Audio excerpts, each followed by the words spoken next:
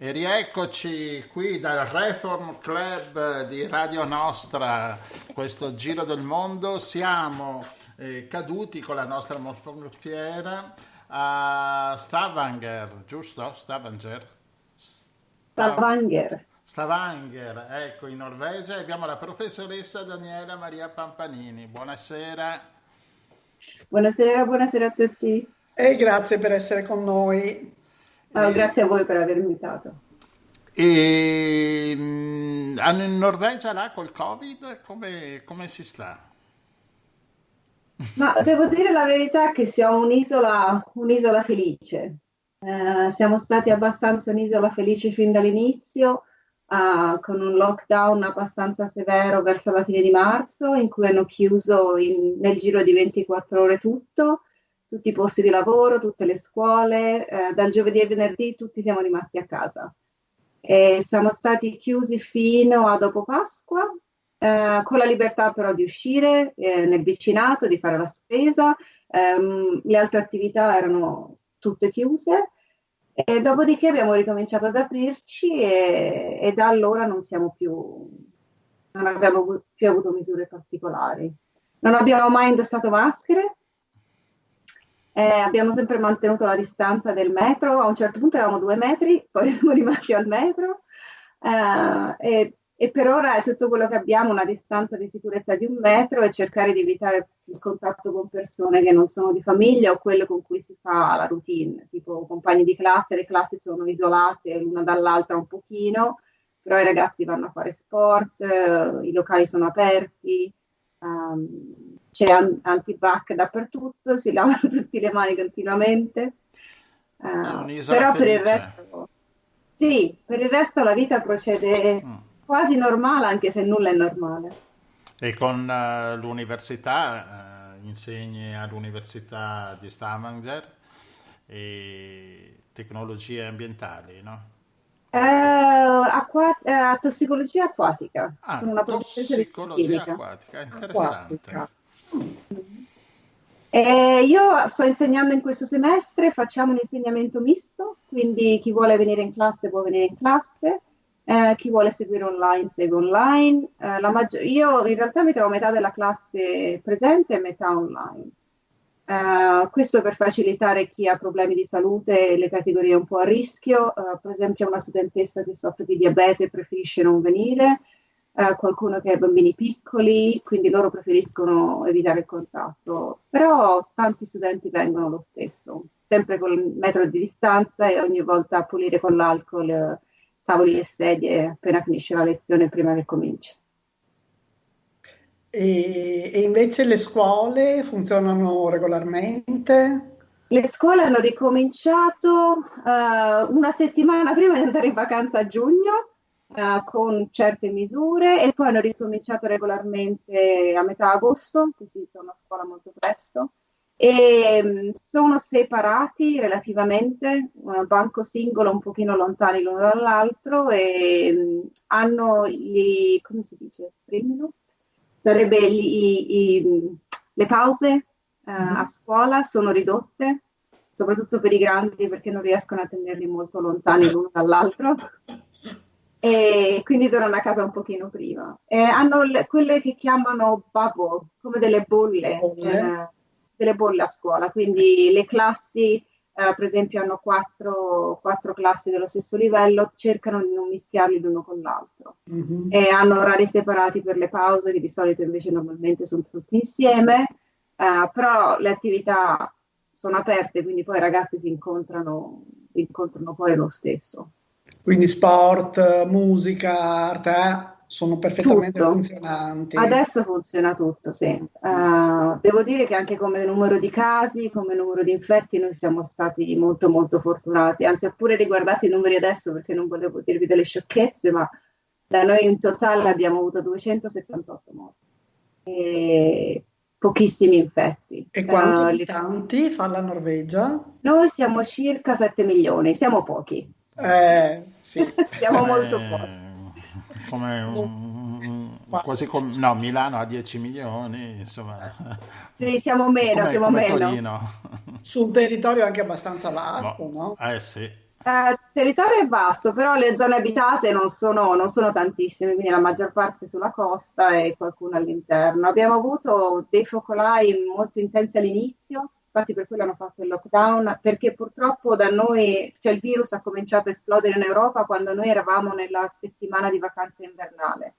Quindi molti norvegesi sono andati a sciare in Austria e sono tornati Infettati. portando il virus da noi. Sì, sì, quindi ci sono state zone molto molto colpite intorno a Oslo. E adesso abbiamo qualche focolaio, soprattutto per turisti che sono arrivati sulle navi, però molto, molto ristretti come focolai, quindi appena vengono scoperti vanno subito in isolamento e la cosa non si dilaga molto. Ma una nazione così di montagna, così al nord, e vengono a sciare in Austria e in Italia i norvegesi. Qui abbiamo montagne piuttosto piatte, diciamo, quindi vanno bene per il fondo oppure per i fuoripista. Se uno piace la discesa classica, quello ski lift, qui ce ne sono poche. Qui si va su a piedi, ci si mette le sci in cima e si scende. Non ci sono molte attrezzature, resort, sono molto ancora allo stato naturale in Norvegia, si danno molto da fare. Per cui a chi piace fare lo sci di discesa viene sì, vanno giù sulle Alpi in Italia, anche molti vengono in Italia, in Francia. Il periodo adesso si sta verso, adesso fa buio abbastanza prestino da voi, no? Ci sono, Sì, a me affascina questo discorso dei 6 mesi notte, 6 mesi chiaro, che c'è. questo è più a nord, io devo dire sono un po' al sud, quindi la situazione è un pochino diversa, però ci stiamo avvicinando alle giornate molto corte, quindi la differenza tra una giornata e l'altra può essere 10 minuti di luce, che sono tantissimi. Quindi sentiamo il buio arrivare molto molto velocemente, Ah, che come lo terribile. sentiamo andare via in primavera poi. Sì. Quindi a te affascina, a me mette un'ansia sta cosa. No, anche a me Per ora, affascina. per ora il sole sorge alle 7:30 e tramonta verso le 7 di sera, quindi siamo Ah, ancora vabbè, ancora giornate avanti. belle lunghe. Ah, sì, dai. Ah. E Però da tempera- dicembre a febbraio è dura. Ma e la adesso temperatura?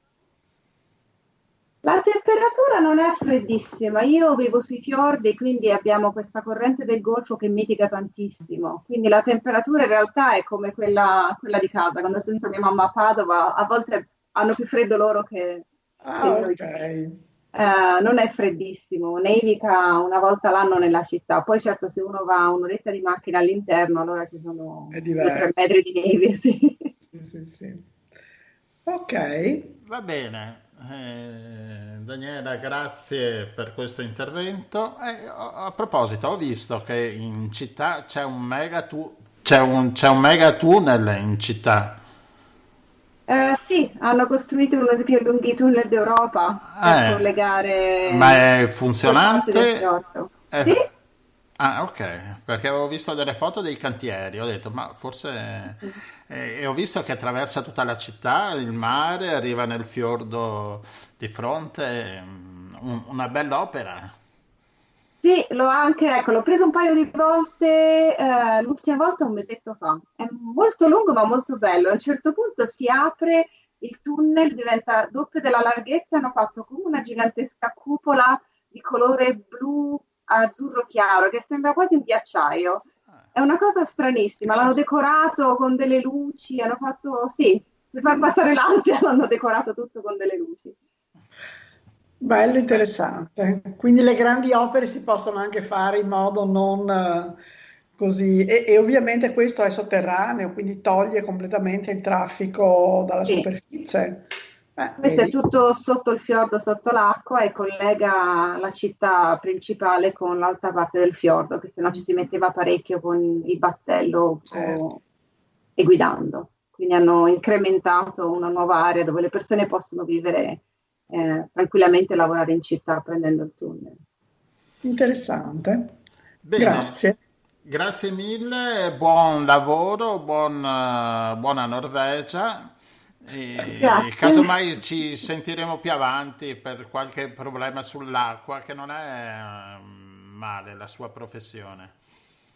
Sì, volentieri, io mi occupo di inquinamento, ho lavorato per tanti anni alla Laguna di Venezia, quindi se volete sono a Benissimo, disposizione. certo, volentieri, grazie. Grazie a Perfetto, voi. grazie mille, Buona ciao, buona serata. Buona serata. serata, arrivederci.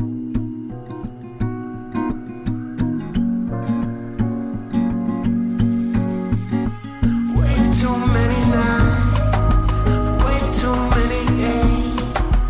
Run your river dry, feel your evil ways. Eat your dinner cold, keep your little pain, ease your little soul, give it all away. I don't need a whole life story. We'll be right back after the break. Me, I'm in my sold out glory,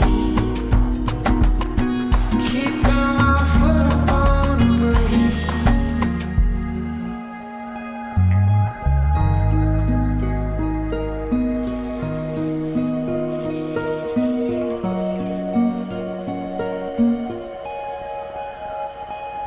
So when you get to stagnant motion, higher refuge, deeper oceans, falling backwards, self-implosion, all you ask for, fast approaching. Way too many nights, way too many days. You're on your river dry, feel evil.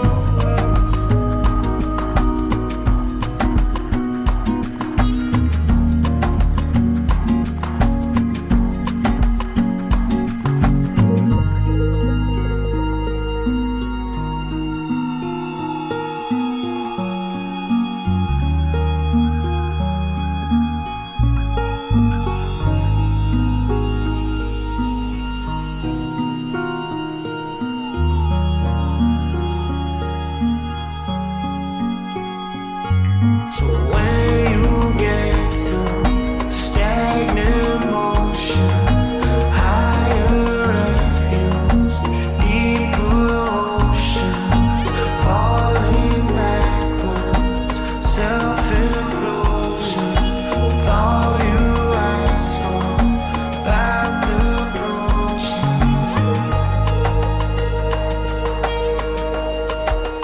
Way too many nights, way too many days. You're on your river dry, feel your evil way.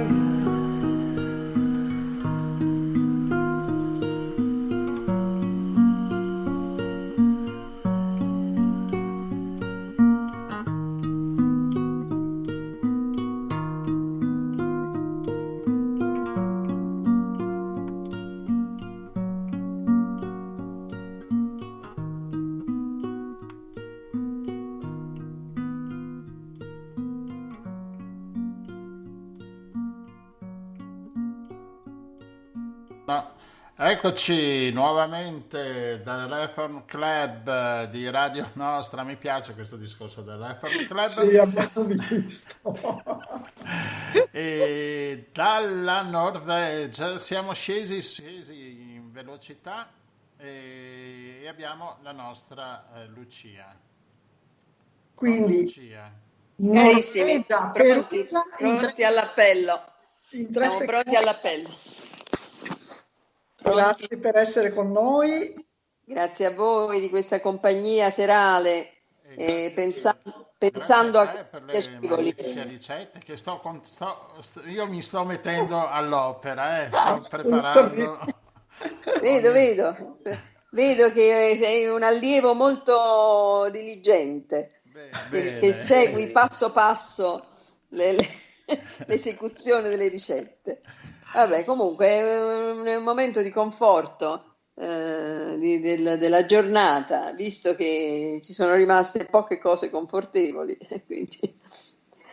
E vabbè, che volete stasera? E allora, per confortarci, cosa Eh. ci proponi? Io vi propongo qualcosa sempre con i colori dell'autunno, colori e prodotti dell'autunno, quindi qualcosa di arancione, bello energetico, quindi Sì, tu zucca, sai che arancia. l'arancione è uno dei miei colori, no? Sì, sì, Presente? anche i miei preferiti perché poi ci ricorda il sole che adesso c'è ancora ma sta scomparendo e quindi... naturalmente vi propongo un risotto, ovviamente non ho nulla da insegnare a voi che siete i maestri del risotto, però vi propongo una procedura con la zucca e con l'arancia un pochino diversa dal solito, perché in questo caso la zucca viene grattugiata. Ah, Ecco, e quindi si pulisce ovviamente la zucca, si levano i semi, più o meno un 300 grammi di zucca, poi pulita? pulita, sì. Poi 2 arance, poi il brodo, che può essere anche un brodo vegetale per cuocere il riso non 200 grammi, ma non vi suggerisco nessun tipo di riso perché voi lo sapete già quali sono i risi Preparatissimi. preparatissimi.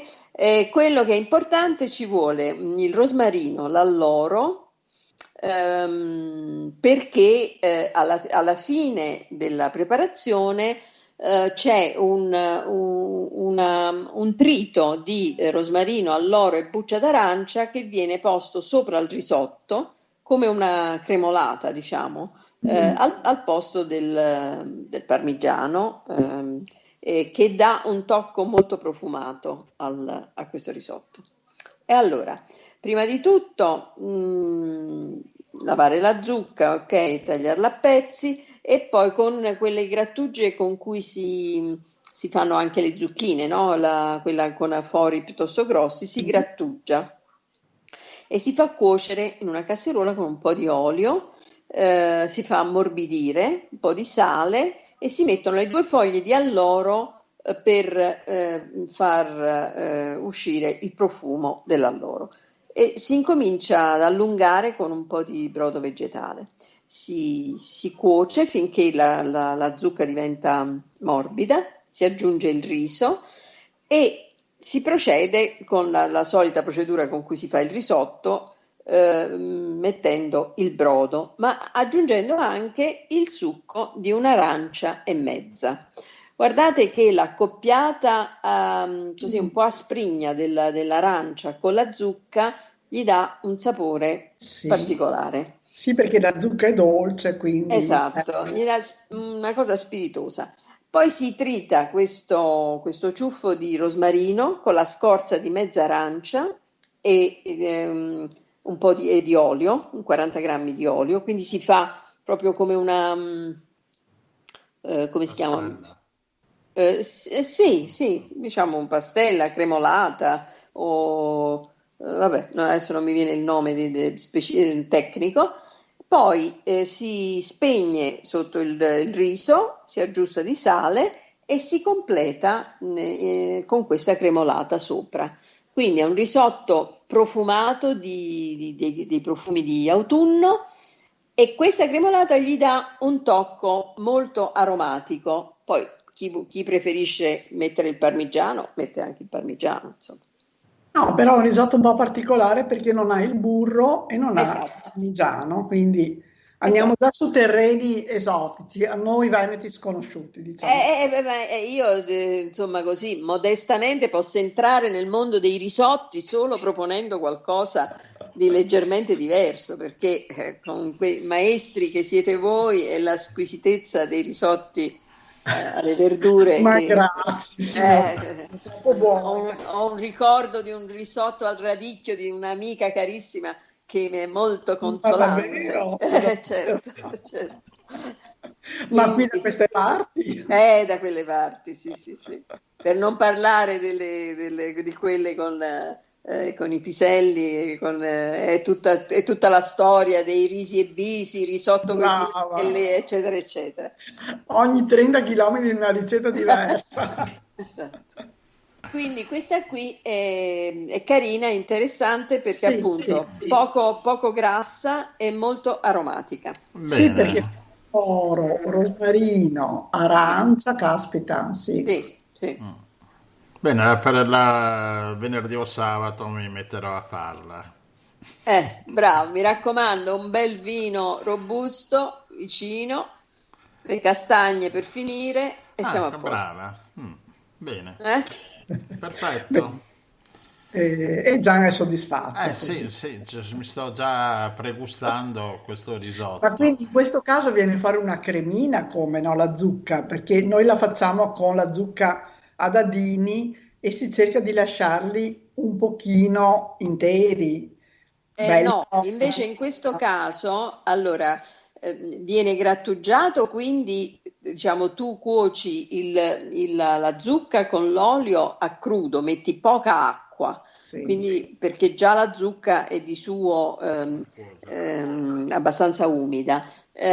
Sì, viene un colore arancio uniforme. beh, Perché si scioglie proprio sì, sì, sì, questa sì. zucca.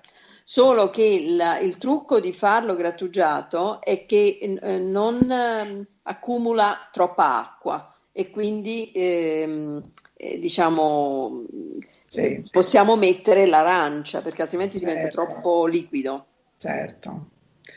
Va Bene, bene, bene, Lucia, grazie certo, mille per maestra. questa ennesima ricetta. Faremo un libro alla fine dei Sì, ci stavo programmi, no? pensando, infatti adesso sto incominciando a scriverle queste che vi propongo, Eh. perché poi me le dimentico anche, no? Beh, ma dopo te li riascolti con i podcast. Vabbè.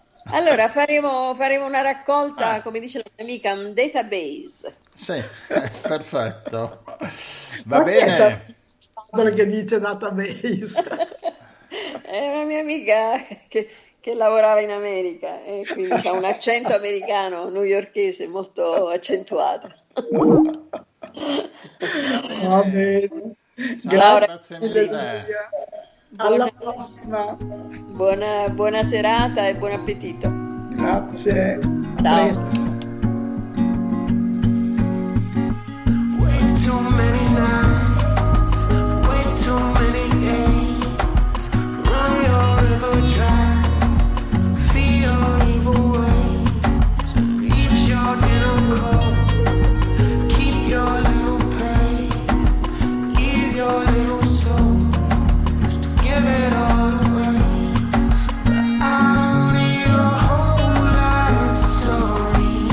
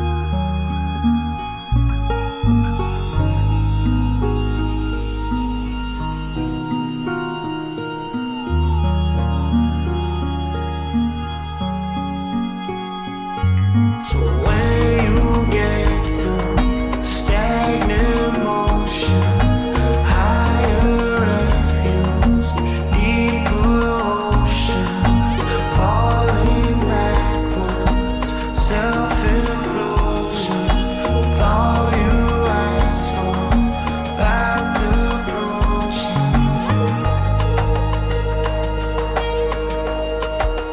Wait so many nights, wait so many days. You run your river dry, feel evil way.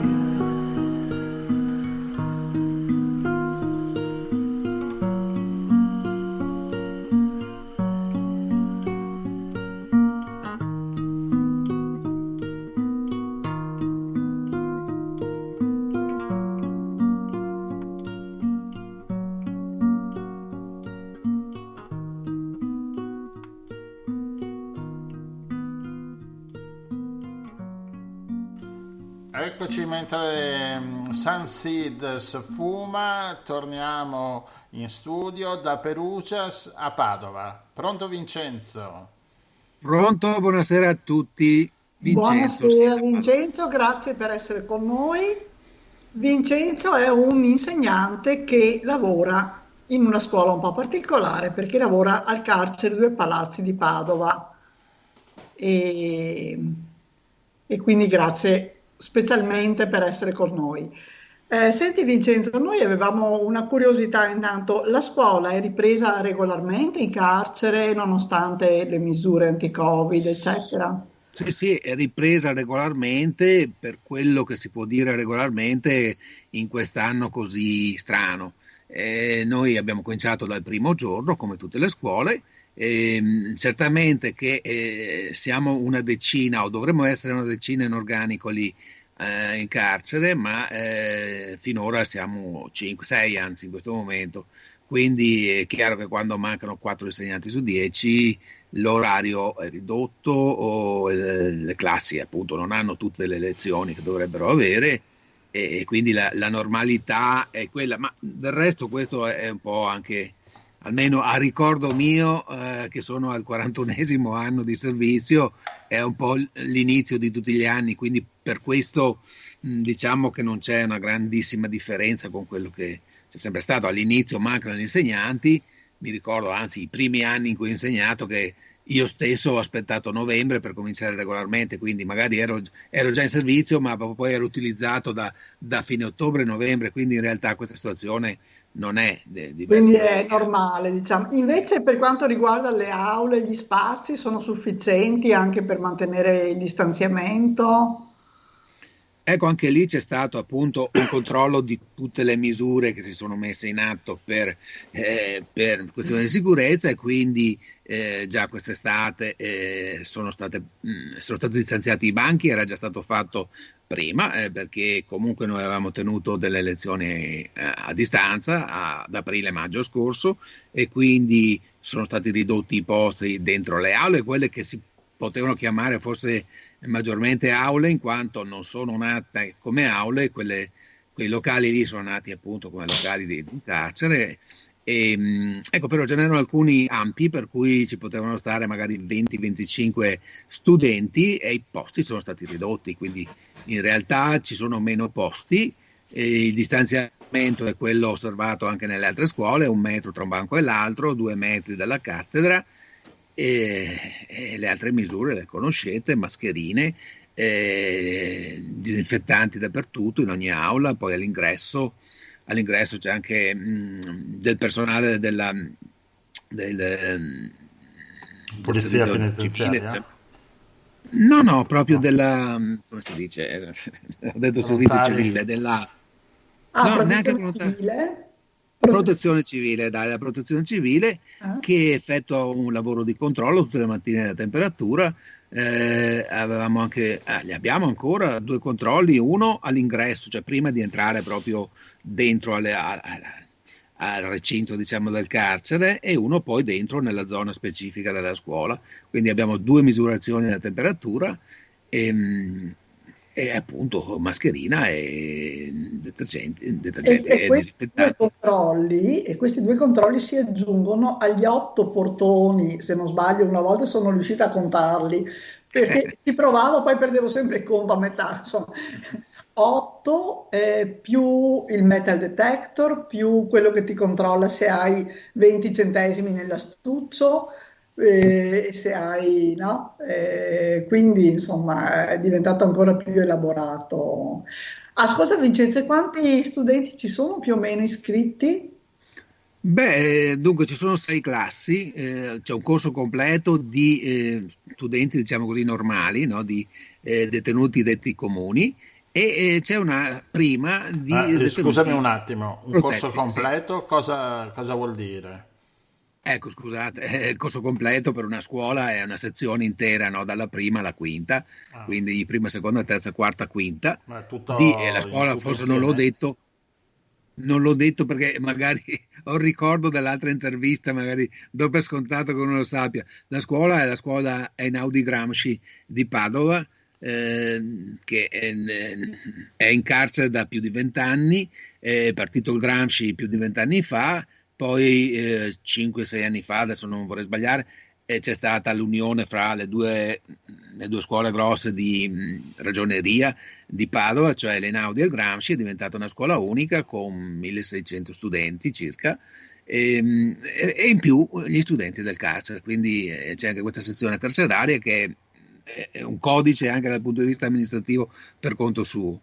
Lì si fa quella che una volta era detta ragioneria, e sono dei corsi che hanno 3 indirizzi specifici diciamo, fuori, cioè c'è l'amministrazione, finanza e marketing, c'è lo specifico dell'informatica e lo specifico del linguistico.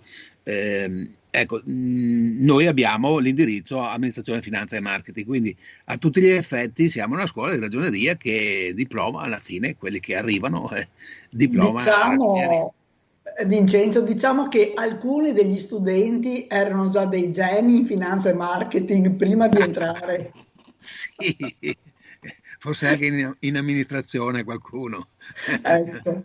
Ascolta, e dicevi quindi c'è questo corso completo dei detenuti comuni, cioè quelli che hanno fatto i reati tipo, non so, furto, rapina, insomma, qualcosa anche di peggio, così. E poi c'è una classe o più classi dei protetti. Una sola, c'è appunto questa classe prima che si è formata quest'anno, e quindi dà la speranza che continui fino alla quinta anche questa sezione, chiamiamola così, questo di protetti, Ma in quanto questi abbiamo avuto un protetti, momento anche. scusa, perché Sì, sì. noi in carcere non ci siamo stati, e questi protetti cosa vuol dire? Protetti rispetto ad altri detenuti che per motivi, diciamo, sono reati che sono considerati particolarmente disdicevoli sì, motivo di infamia per altri detenuti, perché ci può essere chi ha commesso un reato di tipo sessuale o contro abuso contro bambini, o chi è un delatore di polizia che chiaramente ha bisogno di essere separato da altri detenuti, quindi c'è questa. Vedi che Vincenzo è calato nella parte perché l'ha chiamato delatore, noi li chiamiamo pentiti di solito, ma Sì, sì.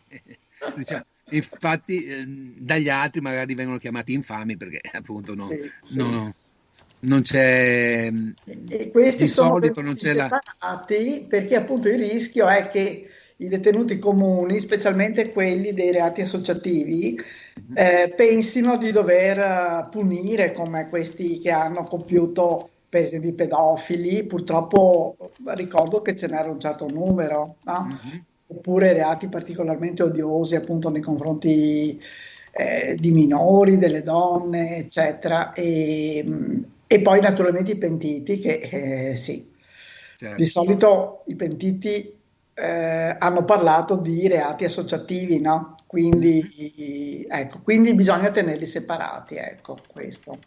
Certo. Ecco, siamo in questa situazione, abbiamo avuto anche momenti, diciamo, di maggior sviluppo, di maggior espansione didattica, perché c'era anche una sezione di alta sicurezza nel carcere Due Palazzi di Padova, e adesso non c'è più, quindi abbiamo questa parte in meno, diciamo, di detenuti. Ecco, diciamo che questo numero di classi ci consente comunque, per esempio, consente a me di insegnare solamente in carcere, perché queste 6 classi, io insegno matematica, non l'ho detto, dovendo insegnare per 3 ore in ogni classe, con 6 classi completo il mio orario lì dentro. Siamo in pochi ad avere tutto l'orario lì dentro, siamo solamente in 3, ma 4 con una collega che è part-time, ma appunto siamo dedicati a questo compito, insomma. Quindi. Ascolta Vincenzo, ma qualunque detenuto che vuole frequentare la scuola è ammesso a farlo o c'è una scelta da parte dell'amministrazione penitenziaria? No, Poi, beh, eh, loro fanno una richiesta, o meglio, noi li cerchiamo perché abbiamo bisogno anche noi di avere, diciamo, è la nostra domanda, no? E allora, all'inizio dell'anno, tutti quelli che sono disposti, su una base appunto di volontaria, a frequentare la scuola, che ne vedono un'opportunità, perché in effetti o la scuola o il lavoro sono quelle cose che dovrebbero permettere una visione futura a chi è costretto per un certo numero di mesi o di anni all'interno di un carcere, e vengono selezionati in qualche maniera, perché noi li incontriamo il primo giorno, vediamo un po' a che livello sono, se devono cominciare con la prima oppure hanno già frequentato dei corsi in carcere o fuori, qualcuno ha anche dei titoli di studio, qualcuno ha anche laureato, sì, non sì, è che sì, certo. necessariamente che in carcere poi sia di livello di istruzione bassissimo. No, è molto E, vario, vero? è molto vario, sia un universo molto, molto articolato, sì. E quindi niente, c'è questa selezione, ma loro, chiunque può fare domanda, insomma, di frequentare la scuola. Ascolta, e Cioè, poi mi ricordo che c'era un po' la concorrenza del lavoro invece, no? Perché il lavoro viene retribuito e in certo. più sperano magari di costruire un minimo di base per quando escono. Sono Mhm. tante le attività che si tengono dentro, vero? Le attività lavorative. Sì, sì, è chiaro, c'è l'esperienza storica delle cooperative, la cooperativa Giotto in particolare, cioè c'è ormai questa attività famosa di pasticceria, di produzione Mhm. soprattutto dei panettoni a Natale, Famosi panettoni. che vanno dai presidenti della Repubblica al Papa, eccetera. Quindi c'è, diciamo, ormai una scuola lì, una tradizione, eccetera. Non c'è solo quello, perché c'è anche chi fa attività di call center, per esempio chi prenota una visita all'ospedale, è facile che trovi dall'altra parte un detenuto, uno dei nostri studenti anche. Mhm. C'è l'attività, ci sono altre attività, so che c'è chi lavora per l'InfoCert o altre forme di lavoro a distanza, dove appunto c'è un rapporto con i privati, con le aziende di un certo tipo, perché magari gestiscono anche contratti. So che c'era chi si interessava anche di contratti di fornitura di energia elettrica o altre cose, magari per periodi limitati, ma ci sono state diverse attività. In passato c'era anche la Roncato, che aveva una produzione lì interna, anche produzione di biciclette. Sì, c'è stata una Sì. varietà di attività, Quindi è sicuramente. una realtà molto complessa, per fortuna, ecco, perché l'idea di questi uomini che passano le giornate sulle brande in stanze piccole dove è difficilissimo fare qualunque cosa, anche avere un tavolo e una sedia per leggere o per scrivere. Mhm. Quindi è molto importante, insomma, no? Che ci siano tutte queste attività. Sì, E... è importante per il loro presente, ovviamente, perché comunque gli dà modo di vivere, fra parentesi, normalmente, nel senso che sono impegnati in qualcosa di produttivo, ma è importante soprattutto per il futuro, perché sono tutte persone che, tutte o quasi tutte, perché quasi. insomma, la gran parte che aspirano giustamente a uscire e a uscire in forma diversa da come sono entrate, quindi Certo. se non gli si offre la possibilità di farlo, che senso ha la pena, la detenzione, insomma? Ma in percentuale, quanti di tutti i detenuti, quanti sono a scuola e anche al lavoro? Cioè, Troppo pochi purtroppo, perché sono opportunità richieste, soprattutto il lavoro, cioè la possibilità di avere dei soldi, per quanto pochi, è sicuramente una cosa che attira molti. Per quanto riguarda la scuola, possiamo immaginare adesso, non so il numero esatto, ma facendo una media di 10 studenti per classe siamo sui 50-60 studenti, quindi 50-60 su 400, facciamo anche lì una media storica forse, o di più, perché possono essere anche 4,50, adesso non so, detenuti, è comunque una percentuale bassa, insomma. Mm. Sì, e poi il lavoro appunto è limitato, non è disponibile per tutti perché è logico, insomma, no? E quindi, però diciamo dai che il carcere di Padova comunque è una delle realtà positive. Sì, quest'anno non ha sicuramente aiutato, perché sapete, appena è successo il discorso del blocco generalizzato, e il carcere è stato chiuso, quindi noi dunque quando è stato, mi pare il 23 febbraio, non siamo più entrati fino a giugno, quando abbiamo fatto gli esami, quindi siamo entrati un giorno dopo, fino agli inizi, al 14 settembre, quando abbiamo cominciato con la scuola quest'anno, insomma. Però sono stati bloccati anche i volontari, anche attività appunto lavorative che hanno avuto dei seri problemi per un certo periodo, perché Certo. appunto tutto quello che c'era è stato di molto ridotto. Certo, anche perché è una comunità molto affollata dove sicuramente non c'è distanziamento nelle celle, quindi insomma diciamo che l'attenzione deve essere particolarmente alta. Certo, per fortuna diciamo che è stata più protetta che altre Altrove. comunità dove sappiamo bene cosa è successo. Quindi, Certo. per fortuna, perché Vincenzo è di succedesse. Vo, Sì. precisiamo. Cosa? Vincenzo è di Vo, dico, quindi Tra l'altro sì, ah, il mio paese d'origine è Voghera, quindi ho un'esperienza non diretta perché abito a Padova da 45 anni, ma indiretta sicuramente perché ma le sai sorelle di e i cosa parenti. parli. cioè. Va Sì. bene. Va bene Vincenzo, ti ringraziamo per questo incontro così sulla scuola all'interno del carcere Due Palazzi di Padova. Niente, ci sentiremo un po' più avanti, sentiamo un po' come. Sarebbe Vabbè, bello sentire anche la cooperativa sui panettoni, magari se riesci a volentieri. crearci un aggancio li Io per stasera ho chiameremo. invitato i colleghi perché ho messo il post sulla chat del Ah, gruppo, quindi non so se qualcuno mi sta ascoltando, colgo la palla al balzo perché dico allora la prossima volta se qualcuno sta ascoltando la porta aperta per qualcun altro, perché io Lanciamo l'amo, ok. certo. perfetto, benissimo. Grazie Grazie mille, Grazie a Vincenzo. buon voi, buona lavoro. continuazione.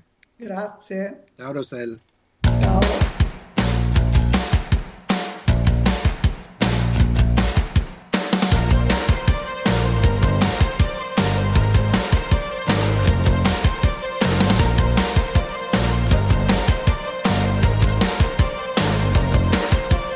Waited and I waited until everything was faded, and I waited and I waited for you. The lights were getting dimmer and my chances getting slimmer. I was feeling like a moth to a fuse.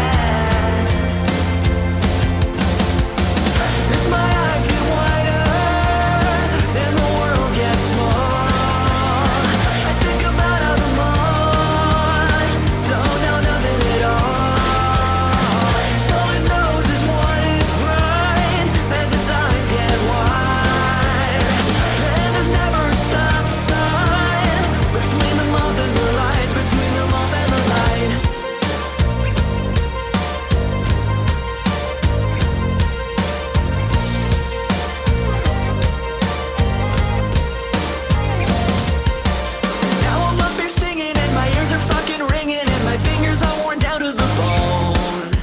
I'm telling all these people how you left me at the steeple as I waited for you to come home. But now I'm so unloved, in fact, before I have a heart attack, I wanna get this off of my chest. I think that life is better if I never send your letter, so then maybe we can give this a rest. Bring it back.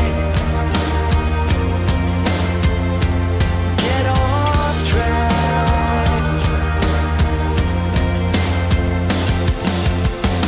As my eyes get wider and the world gets small, I think about how the moon don't know nothing at all. All it knows is what is bright as its eyes get wide. And there's never a stop sign between the love and the light, between the love and the light. Take me away.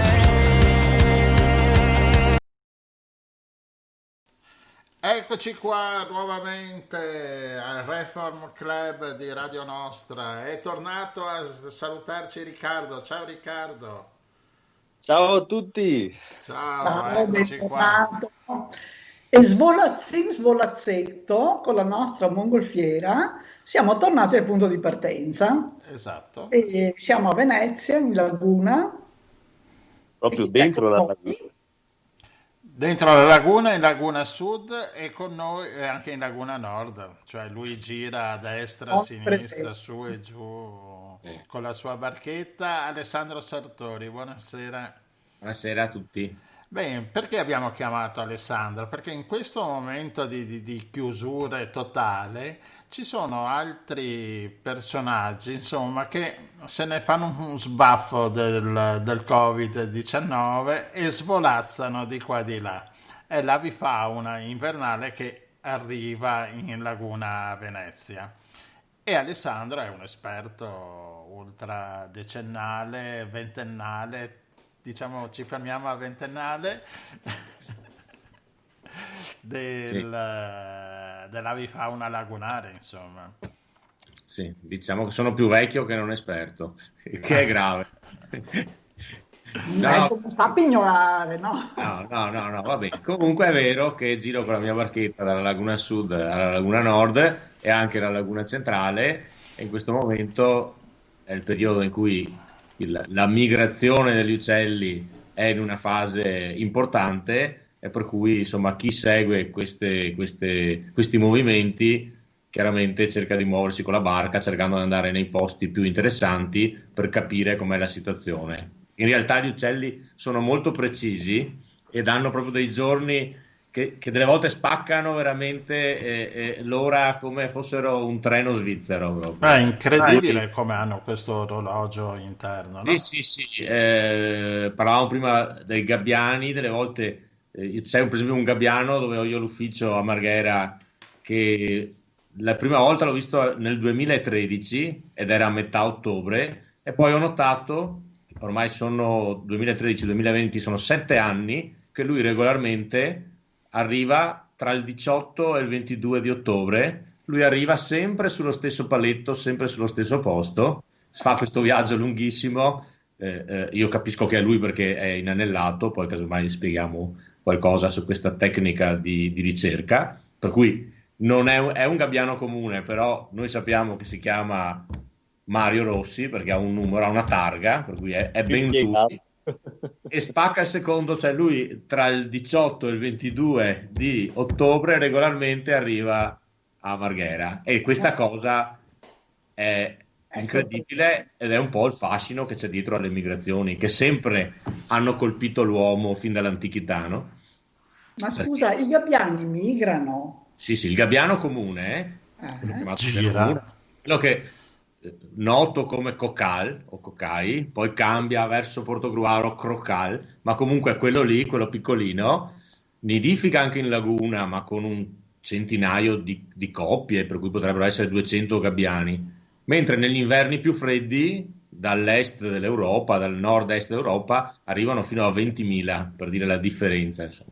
Per cui anche girando a Venezia, o se guardiamo la zona per esempio di Cavallino Treporti, dove ce ne sono parecchi, se voi poi notate ad aprile ce ne sono molto pochi, perché Quindi, già a marzo loro qui cominciano vengono a passare, diciamo, l'inverno. l'inverno, che poi lo fanno molto lungo, perché mettiamo che questo è un po' tutti gli uccelli del nord-est dell'Europa. Pensiamo a un trampoliere che nidifica nella tundra. Non è che ci sta molto nella tundra, perché non è un posto, per cui arriva il periodo in cui nella tundra c'è la primavera, per cui trova tanto da mangiare, arriva da queste migrazioni lunghissime, il tempo che fa il nido, che nascono, che le uova si schiudono, per cui facciamo finta 20-30 giorni, un mese. E poi quando nascono i pulcini, un mese perché diventino atti al volo, cioè capaci a volare, insegnarli a mangiare, insegnarli a fare i primi svolazzi.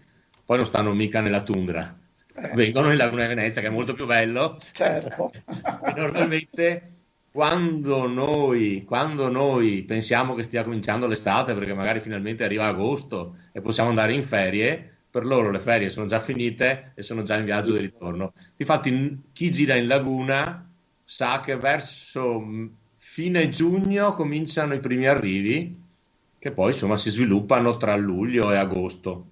Questo è proprio il primo passaggio. Però adesso con i primi freddi, cioè ottobre, quando noi cominciamo a tirare fuori le coperte, cominciamo a dire comincia a far freddo, cominciamo a fare le prove del riscaldamento, allora succede che grossi contingenti che magari si sono fermati in Germania piuttosto che in Polonia cominciano a scendere, ed è il periodo in cui noi notiamo proprio gli arrivi importanti, che ce ne accorgiamo anche nel piccolino a casa nostra, perché magari nel nostro giardino vediamo, ti sei fermato, Alessandro. Eccoci qua. Eravamo rimasti a vediamo nel nostro giardino. Sì, sì, ero saltato. Cominciamo a vedere un uccello che tutti conosciamo, che è il petirosso, che a metà ottobre comincia la sera a cantare. Infatti è arrivato. Che tutti pensiamo che canta perché è contento di essere arrivato nel nostro giardino. In realtà anche qua c'è una storia dietro, perché è nel pieno della migrazione, per cui il petirosso che magari arriva nel nostro giardino, poi apriremo da dove arriva, no? O del giardino del condominio o della nostra casetta, in realtà subisce il passaggio di tutti gli altri petirossi che magari, non so, svernano a Napoli o svernano in Africa, però passano nel giardino e lui è molto preoccupato nel dire attenzione che questa è zona mia, qua ci sono arrivato io, e qua ci passo l'inverno io. Per cui in questo periodo si sentono tutti cantare e si dice che felici che sono, in realtà sono arrabbiatissimi e sono lì che stanno dicendo questa è una zona occupata. È un po' come noi quando andiamo a fare la spesa e troviamo il parcheggio al supermercato, insomma. Il parcheggio è mio, ecco questo.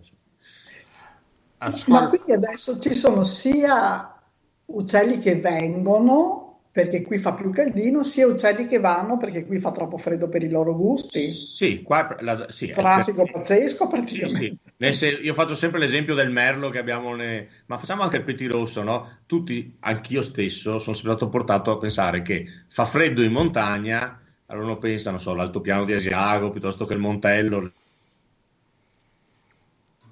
Ogni tanto la connessione che viene, ecco, eravamo rimasti al Montello.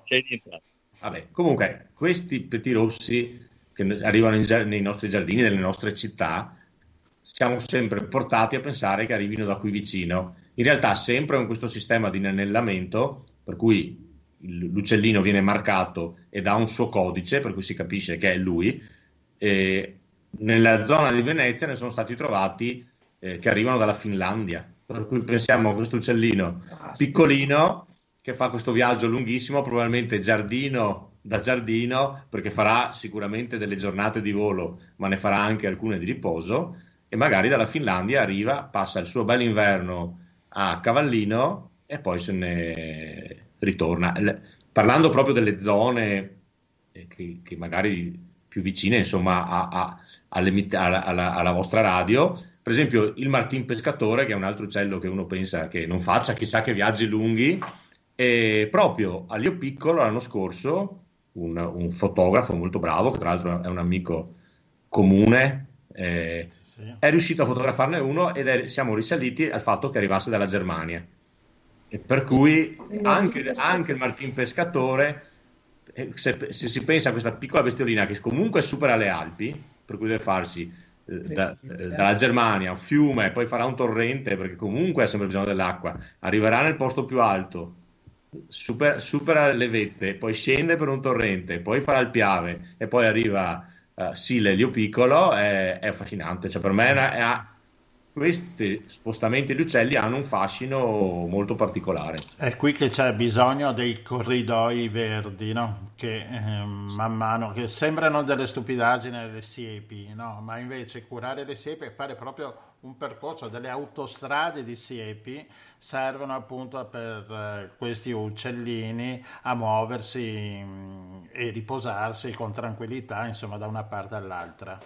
Beh, questa è una cosa verissima, e questo dimostra come tutti noi, forse io dico sempre questa cosa, una delle bugie più grosse che ci hanno raccontato è quello che noi non possiamo fare nulla, cioè il singolo non può fare nulla, no?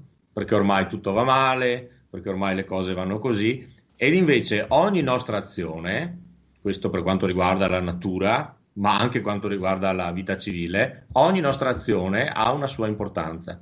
E nel caso appunto della natura, anche tenere un giardino bene o piantare qualche pianta particolare, piuttosto che anche tenere un balcone con dei fiori durante la primavera, ha una sua ripercussione sulla biodiversità, sulle piante, sugli insetti, sulle farfalle appunto, e sugli uccelli, e per cui l'invito che io faccio sempre è quello di essere attivi a 360 gradi, perché la nostra azione può effettivamente salvare il pianeta.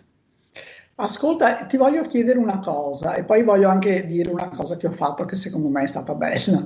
Allora, quello che ti voglio chiedere è: cosa vuol dire, cosa intendi quando dici tenere un giardino bene? Cioè, vuoi dire l'erba rasata, che non ci sia un pelo storto, che sia tutto quanto ripulito, oppure un ambiente più accogliente appunto per questi uccellini che hanno una vita così impegnativa?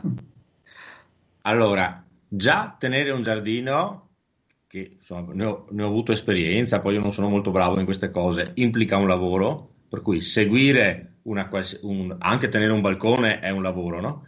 Però già questo è una cosa positiva. Poi se all'interno di una zona verde che noi curiamo, ma questo può essere anche rapportato all'interno di un'azienda agricola, anzi, a maggior ragione all'interno di un'azienda agricola, noi facciamo delle azioni che tutelino il nostro interesse, perché un'azienda agricola che produce un giardino che comunque abbia l'erba dove si possa invitare gli amici, eccetera, ma si fa attenzione ad alcune azioni che possiamo fare anche per la biodiversità, questo sarebbe l'ideale. Per cui in un giardino si possono mettere dei nidi artificiali per gli uccelli, si può lasciare un angolo dove magari si lascia l'erba un po' più alta, per cui pur avendo l'erba rasata, però c'è basta un metro quadro dove comunque crescono le piante selvatiche, poi si arrangiano gli insetti a trovarle e a riprodursi, ma ce ne sono tantissimi. Oggi quello che viene chiamato il biogardening è molto diffuso all'estero da anni, e sono moltissime le azioni che si possono fare, per cui l'importante è dedicarsi al verde. Se poi all'interno del verde si fanno delle azioni proprio mirate, si possono ottenere dei buoni risultati. Ci sono dei miei amici che nei giardini hanno una biodiversità incredibile proprio perché lavorano su questo. Guarda, e allora io ho raccolto il basilico che era bellissimo, molto grande, per fare il pesto, però ho visto che è smangiucchiato, l'ho lasciato lì, quindi ne ho lasciati alcuni rami, così ho detto facciamo un po' per uno, e in questi giorni è pienissimo di farfalle. Quindi così, ecco, è facile, no? Ma anche i nostri nonni, poi non parlo più, ma i nostri nonni, quando tenevano la campagna, quando raccoglievano tutto il raccolto, poi non raccoglievano tutto, lasciavano un po' lì. Magari il fine era venatorio per magari poi cacciare, ma comunque lo scopo è lasciare un po' di mangiare anche per gli animali. Oggi nel fare tutto intensivo, nel massificare tutto, sì, non c'è spazio più per nulla, probabilmente non c'è spazio più neanche per noi. Ecco. Volevo chiederti, ma le nostre pinete che sono in questo momento non prese molto bene, essendo un po' più curate, quindi andrebbero bene anche quelle come aiuto per questi animali, quindi per la fauna in generale. Stai parlando delle pinete litorali, no? Il litorale, sì. Sì, beh, le pinete sono sempre importanti per tantissime specie, sia d'inverno che durante l'estate. Si nidificano parecchi uccelli, ma anche d'inverno, per esempio, il gufo comune ha una migrazione comunque, una migrazione più corta, non molto studiata, ma molte specie durante il Eccolo qua, È si un è po' di bloccato. suspense. Eccolo Eccolo. qua, tornato. siamo? Sì. Siamo rimasti al gufo. Sì, che il gufo, per esempio, durante il periodo riproduttivo sta in coppia ed ha un proprio territorio. Poi durante l'inverno, questa è una caratteristica di molti uccelli, vive invece in gruppo e fanno dei veri e propri, vengono chiamati roost, cioè hanno dei dormitori, e le pinete, per esempio, delle nostre zone sono tipiche per tenere un grosso numero di gufi comuni, che poi sono interessanti perché si alimentano di topi e per cui fanno anche un loro lavoro, insomma. Guarda, E faccio un durante- aneddoto. Mio figlio l'altro giorno che eravamo andati verso Punta Sabbioni, sentivamo degli schiamazzi, dei rumori di uccelli e lui mi ha detto subito: guarda che questo è un gufo. Io ho detto: un gufo? Ho detto: ma che cacchio stai dicendo? No, sono dei gufi perché a scuola gli stanno insegnando che abbiamo queste specie nel nostro litorale, quindi vediamo che anche la scuola sta cercando di sensibilizzare di più anche i giovani nel capire come funziona la nostra zona, quindi le nidificazioni che vengono fatte da vari animali che ci sono. Ma dico veramente, non mi aspettavo, che pensavo che la scuola, visto come negli ultimi anni, non riuscisse molto ad attirare i ragazzi, invece con il fatto della sensibilizzazione ambientale ci stanno riuscendo, perché vedo che fanno tante escursioni anche verso le pinete e vedo che ne sanno più di noi in questo momento. Questa è forse la notizia più bella della serata, e cioè che la scuola comincia, perché io È impegnato. ho due figli grandi e nel periodo scolastico praticamente hanno fatto tanta astronomia, tutte cose interessanti, tantissima chimica, però biodiversità e impatto ambientale zero, per cui molto bello questa cosa qua che hai detto, bellissima. Sì, ti confermo, perché proprio una cosa di questi giorni qua, quindi non me l'aspettavo neanche io, devo dire la verità. Bene, tornando alla laguna, dai, dici un po' chi sta arrivando. Cormorani? No, quelli sempre, cioè, le specie diciamo, noi latini non siamo molto attenti alla biodiversità, normalmente siamo molto esperti di calcio, automobili, cantanti, però la biodiversità non è. Quando poi una specie impatta con l'uomo, cioè va in contrasto con l'uomo, diventa importantissima. Allora, il cormorano adesso è importante, o il gabbiano reale, perché o il fenicottero, quando hanno deciso che il fenicottero è dannoso. Effettivamente il cormorano mangia pesce, per cui va in diretta concorrenza con quelle che sono le nostre mire. E in realtà è una medaglia a doppia faccia, cioè se il cormorano arriva in laguna vuol dire che di pesce ce n'è. Per cui ce n'è, in teoria ce n'è per tutti, ce n'è per noi e ce n'è anche per il cormorano. Non mi risulta che nessun pescatore non vada più a pescare con la barchetta in laguna perché il cormorano gli ha mangiato tutto il pesce. E anche perché il cormorano tendenzialmente va, come il marangone del ciuffo, che è un'altra specie, vanno a mangiare in mare. È anche vero però che quando il cormorano trova brutto tempo o ha imparato alcune tecniche o alcuni luoghi, entra nelle valli da pesca dove effettivamente fa danni. Trova pronto. Perché effettivamente mettendosi nei panni di chi invece alleva il pesce, vedere arrivare dentro, a me è capitato di vedere, quando li ho seguiti li ho sempre visti andare in laguna aperta o in mare aperto a mangiare, però è anche vero che quando mi è capitato una sola volta di vederli in valle, se fossi stato il titolare della valle mi sarei messo le mani nei capelli oppure qualcun altro direbbe le mani nel fucile, nel senso che veramente si Ecco, blocca. ogni tanto abbiamo qualche blocco. Sì. e per cui adesso è diventata una specie molto, molto, molto con molta attenzione, dove spesso tutti hanno la soluzione da tastiera e invece quando si interviene nella natura bisogna diciamo prima studiare e poi vedere come intervenire. Molti mi dicono no, ma bisogna spararli, no, ma bisogna fare così, e tendenzialmente si tende a cercare la soluzione dei problemi quando abbiamo a che fare con gli animali, presi dall'emozione oppure dall'esperienza personale. Allora io faccio sempre questo esempio: se noi andassimo dal medico perché abbiamo un problema, saremmo contenti che il medico ci dia delle medicine e cerchi di curarci preso dall'emozione o dall'esperienza, oppure preferiamo che prima ci faccia le analisi del sangue, guarda i dati e prima di operarci fa ha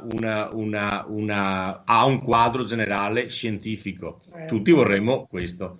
Ecco, è la stessa cosa per il cormorano, per cui prima di prendere delle decisioni bisognerebbe fare delle belle ricerche, fare le belle analisi del sangue della laguna e poi intervenire, punto. Cioè cerchiamo di trattare la nostra madre terra come il nostro corpo. Certo. Va bene, Alessandro, grazie per tutte queste nozioni e ci risentiremo ancora, ti chiameremo di sera, tanto in barca di sera non ci vai. No? A me fa piacere perché voi avete una zona che ha una potenzialità enorme per quella che può essere, per carità, ci sono i campeggi, c'è già un proprio turismo, ma ci può essere anche un turismo legato proprio alla peculiarità della vostra zona, che è proprio molto molto particolare e secondo me ha una rilevanza di importanza europea. Un po' alla volta, però devono gli abitanti capire questo. Capirlo. Va È un bene. po' alla volta. Quando volete, Grazie a tutti, molto interessante.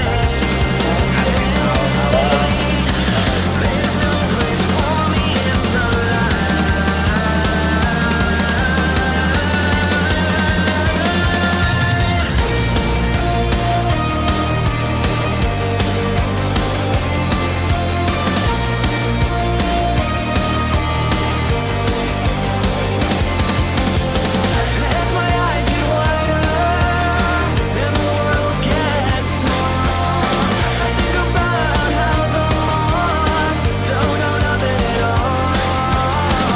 All I know Qua abbiamo fatto tardissimo oggi.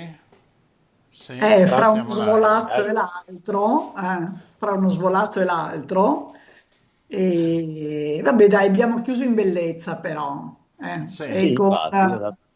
e anche con un riconoscimento della specificità di un territorio che è veramente unico e quindi ci fa particolarmente piacere. Bene, ci ritroviamo lunedì prossimo, Ci- sempre con tanti voletti in giro per il pianeta. Sì, Quel bello della diretta che ogni tanto sfarfalla. vabbè, sono le connessioni con va tutto. con questi nuovi soldi che arrivano dall'Europa ci saranno connessioni più veloci e forse più potenti e ci sarà il 5G che è tanto amato dai Non evocare negazionisti. cose che già scateni, ti prego. In effetti parleremo anche più avanti del 5G. Grazie mille, a lunedì Grazie a prossimo. tutti. Alla prossima. Sì. Ciao.